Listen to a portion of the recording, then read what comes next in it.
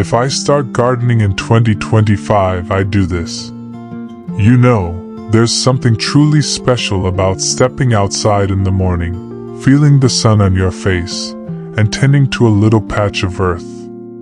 Maybe you've been thinking about starting a garden in 2025, or maybe you've dabbled in gardening before but want to try it with a fresh approach. Well, I'm so glad you're here because today, we're going to talk about exactly what I'd do if I were starting a garden next year. And trust me, whether you're a complete beginner or just looking for a few new ideas, this is going to be fun, simple, and oh so rewarding. Now, before we dive in, I'd love for you to hit that subscribe button if you haven't already. Gardening is one of those things that gets better when we share it with others, and I'd love for you to be part of this little community we're growing here. Plus, it'll make sure you don't miss the next parts of this series, because we've got a lot of great tips coming your way. So, let's imagine it's early 2025, and I'm standing in my backyard, or maybe on my balcony or patio, if that's what I've got, ready to start my very first garden. The first thing I do? Start small. It's so tempting to want to plant rows of tomatoes, cucumbers, herbs, and flowers all at once, but that's a surefire way to feel overwhelmed. Instead, I'd pick just 2 or 3 things to grow in my first season. Maybe a pot of basil, a couple of tomato plants, and a few marigolds to add a pop of color. That's it. Keeping it simple means I can really enjoy the process instead of stressing over it. And speaking of enjoyment, the second thing I do is choose plants that make me happy. Gardening isn't just about the end result, it's about the joy of watching something grow. So I'd ask myself, what do I love? If I adore cooking, maybe I'd plant herbs like rosemary and thyme. If I love bright colors, maybe I'd go for easy flowers like zinnias or sunflowers.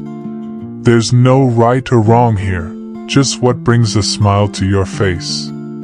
After all, this is your garden, and it should reflect what you love.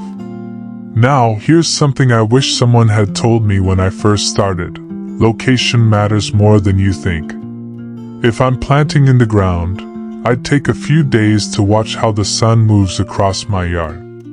Most vegetables and flowers need at least 6 hours of sunlight, so I'd pick the sunniest spot I've got. If I'm using containers, I'd make sure they're easy to move if I realize they're not getting enough light. And if my space is mostly shady? No problem. I just choose plants that thrive in shade, like lettuce or impatiens. The key is working with what I have, not against it. You know, gardening has this wonderful way of slowing us down and helping us appreciate the little things. The smell of fresh soil, the first tiny green shoots pushing through, the way a flower opens up to the sun. And the best part? It's never too late to start. Whether you're 60, 70, or beyond, your hands in the dirt can be one of the most rewarding things you do next year.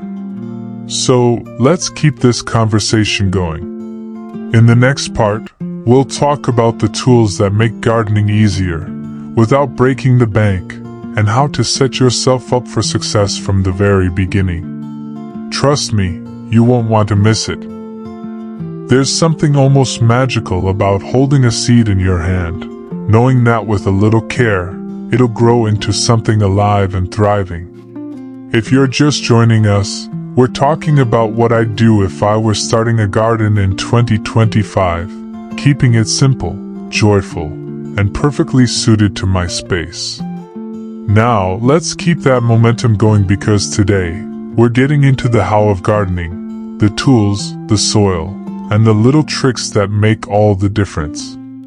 First things first, you don't need fancy gear to be a great gardener. When I picture myself starting fresh in 2025, I'd resist the urge to buy every gadget at the garden center. Instead, I'd focus on just a few basics. A sturdy trowel for digging, a pair of comfortable gloves to protect my hands, because nobody wants sore fingers, and a watering can with a gentle spout. That's really all I'd need to begin. If I'm growing in pots, I'd grab a few containers with drainage holes, maybe even repurpose some old buckets or bins. Gardening shouldn't feel like an expensive hobby, especially when you're just starting out. Now let's talk about soil, because this is where the magic happens. If I were planting in the ground, I'd take a handful of soil and just look at it. Is it crumbly and dark, or heavy and clay-like? If it's not ideal, no worries. I'd mix in some compost or bagged garden soil to give my plants a happy home. And if I'm using containers, I'd skip the dirt from my yard. It's often too dense, and go straight for a good quality potting mix. Here's a little secret. Spending a few extra dollars on decent soil saves so much frustration later. Plants are like us. They thrive when they've got a good foundation. Watering is another thing I'd get right from the start. Too much love can drown your plants, and too little leaves them thirsty. So, here's what I do. I check the soil with my finger. If the top inch feels dry, it's time to water. And I'd water deeply, letting the moisture reach the roots, rather than just sprinkling the surface. Early morning is best, giving the plants time to drink before the sun gets too hot. Oh, and if I'm forgetful, aren't we all sometimes? I might even set a little reminder on my phone until watering becomes second nature. One thing I've learned over the years? Gardening is full of surprises, and that's okay. Maybe a squirrel digs up my seeds, or a heatwave wilts my lettuce. Instead of getting discouraged, I'd laugh it off and see it as part of the adventure. After all, every gardener loses a plant or two. It's how we learn. The key is to start small, stay curious, and enjoy the process.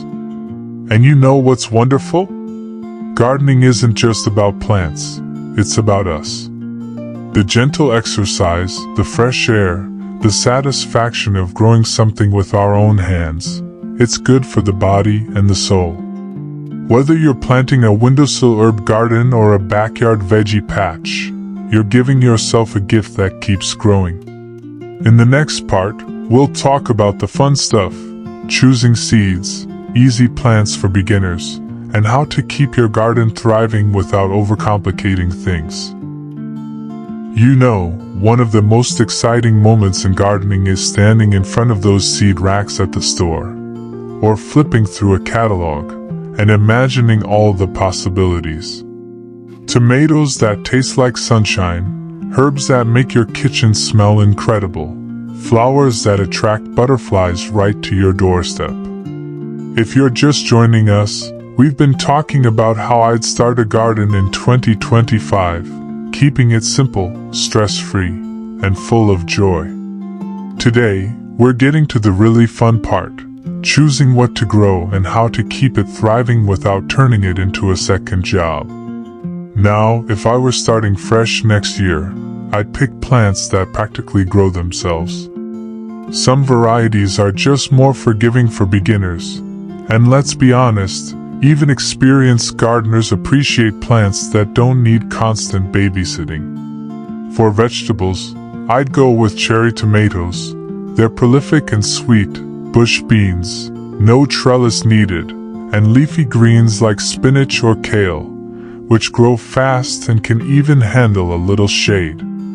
For flowers, marigolds and zinnias are practically bulletproof, bright, cheerful, and great for cutting. And herbs? Basil, mint, and chives are so rewarding. Snip a little for your dinner, and they'll grow back even fuller. Here's something I wish I'd known earlier. Timing is everything. If I planted tomatoes in July, I'd be disappointed when fall arrived before they ripened. So, I'd grab a cheap wall calendar or use my phone to jot down planting dates. Most seed packets or plant tags will say things like, plant after last frost. Or start indoors 6 weeks before planting. I'd take 5 minutes to note those dates. It saves so much guesswork. And if I missed a planting window? No stress. There's always next season, or I could grab a few starter plants from the nursery to catch up. Now, let's talk about the quiet heroes of gardening, mulch and compost. Mulch is like a cozy blanket for your soil. It keeps moisture in, weeds out, and even cools plant roots on hot days. I'd use whatever's easy to find, straw, shredded leaves, or even grass clippings, as long as they're not treated with chemicals. And compost? It's garden gold. If I didn't have a compost bin yet, I'd start small by tossing vegetable scraps into a corner of the yard or a lidded bucket. In a few months, that garbage turns into rich food for my plants. Nature's recycling program. No fancy equipment required. The biggest lesson I've learned? A garden doesn't have to be perfect to be wonderful. Maybe my carrots come out twisted, or my sunflowers lean a little to the side. That's not failure, it's character. Gardening teaches patience and humility, and every mistake is just a story to share later. What matters is getting outside, moving my body, and feeling that quiet pride when I see something grow that wasn't there before. I want to remind you, your garden is yours. It doesn't have to look like anyone else's. Whether you've got acres or just a windowsill, whether you grow prize-winning roses or a single pot of parsley, you're part of this ancient, joyful tradition of nurturing life. You know, the most beautiful thing about gardening isn't just the harvest or the blooms, it's the way it changes us. The quiet mornings with a cup of coffee in one hand and a trowel in the other, the way we start noticing tiny details like the first true leaves on a seedling, or the way the light filters through tomato vines in the afternoon. If you've been following along, we've covered the basics of starting simple, choosing the right tools and plants, and setting ourselves up for success. Now, as we wrap up this series, let's talk about the heart of gardening, how to make it a joyful, lasting part of your life in 2025 and beyond. First, I'd make my garden a place I want to be. That might mean adding a small bench or stool so I can sit while I weed. My knees aren't what they used to be. Or hanging a wind chime to enjoy the sound while I work. If space allows, I might even tuck in a bird bath or feeder to invite visitors. Watching sparrows splash or hummingbirds dart between flowers turns gardening into a live nature show. The point is, this isn't just about growing plants. It's about creating a little sanctuary that feeds your soul as much as your soil feeds your plants. Here's something I've learned the hard way. Gardening is better shared. In 2025, I'd look for ways to connect with others through this hobby. Maybe that's swapping extra zucchini seedlings with a neighbor, joining a local gardening club, even if it's just online, or showing my grandkids how to plant sunflower seeds. There's a special kind of magic in passing along a cutting or sharing a basket of homegrown tomatoes. And if I'm feeling adventurous, I might even document my garden's progress in a simple notebook or with photos on my phone, not for perfection, but to celebrate small wins and remember what worked for next year. Now, let's talk about the rhythm of the seasons. One of the loveliest things about gardening is how it ties us to the natural world. In spring, I'd watch for the first dandelions. Yes, they're weeds, but they're also a sign that the soil is warming. In summer, I'd water early in the morning when the world is cool and quiet. Come fall, I'd save seeds from my best plants. It's like a free promise for next year's garden. And in winter, I'd rest, browse seed catalogs, and let the land, and myself, recharge. Gardening teaches us that downtime isn't wasted time, it's part of the cycle. If there's one thing I hope you take away from this series, it's this: your garden is a conversation, not a test. Some days you'll forget to water, and that's okay. Some years, the weather will work against you, and that's okay too. What matters is showing up, trying again, and finding delight in the process. After all, we're not just growing plants, we're growing patience, resilience, and wonder. So, as we close out this video, I'd love to hear, what's one thing gardening has taught you? Or what are you most excited to discover in 2025? Share your stories in the comments below. And if you've enjoyed this journey, hit that like button and subscribe. It means the world to know we're growing this community together. Here's to your 2025 garden. May it be messy, bountiful, and exactly what you need it to be. Thank you for letting me be part of your gardening story. Now, go get your hands dirty.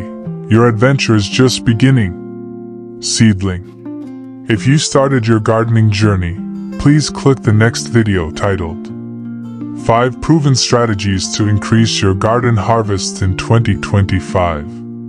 The link is in the comment below. And if you missed the first video titled Why People Over 60 Must Start Gardening, the link is also in the comments section below.